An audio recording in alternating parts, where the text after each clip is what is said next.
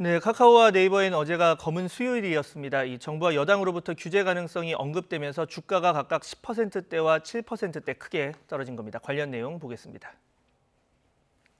네, 어제 코스피 시장 외국인이 가장 많이 판 주식 1위가 카카오 무려 4,300억 원 넘게 팔렸습니다. 네이버가 2,200억 원을 넘겨서 2위, 그리고 3위는 카카오뱅크였습니다. 이 기관이 판 금액에서도 이 카카오와 네이버가 나란히 1, 2위에 이름을 올렸습니다. 이 택시 호출 서비스인 카카오택시 운영 방식 등을 놓고 비판이 집중되고 있는데요. 어제 국회 출석한 한상혁 방송통신위원장의 발언 들어보시죠.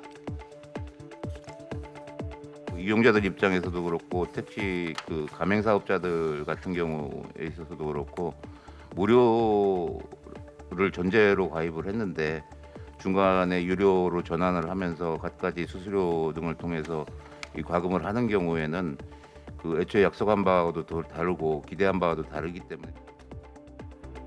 네, 실제 출근 시간 카카오택시 이용 화면인데요. 이 9분, 그리고 10분, 또 11분.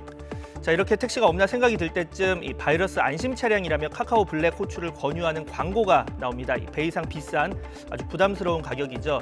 자, 일반 호출 실패, 1,000원 더 내고 스마트 호출을 이용해보라는 안내소, 이 수차례의 시도 끝에 결국 택시를 잡을 수가 있었습니다. 이렇게 택시를 잡았는데 직선으로 약 200m 거리, 그리고 5분쯤 뒤 도착한다는 이제 안내가 뜨는 모습 볼 수가 있습니다.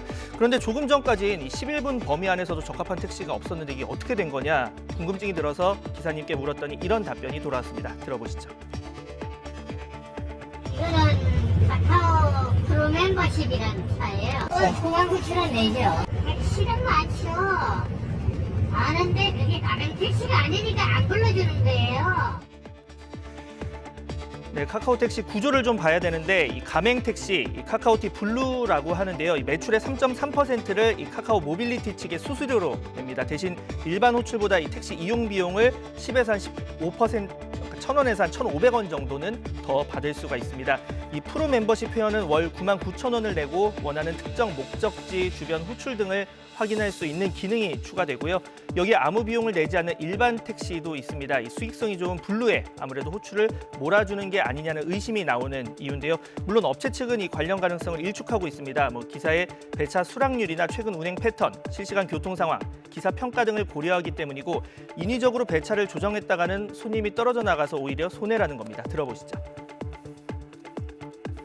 인위적으로 개입해서 콜을 배송한다면 예상 도착 시간이 긴 차량의 배차도 일어나서 승객이나 기사가 호출을 취소해 서비스 경험을 악화시킵니다. 기업이 수년간 투자하고 노력해서 축적해온 기술적, 사업적 자산에 대해서 어떤 방식으로 어느 수준까지 설명이 이루어져야 할지는 좀 더 많은 사회적 고민이 필요할 것으로 보입니다.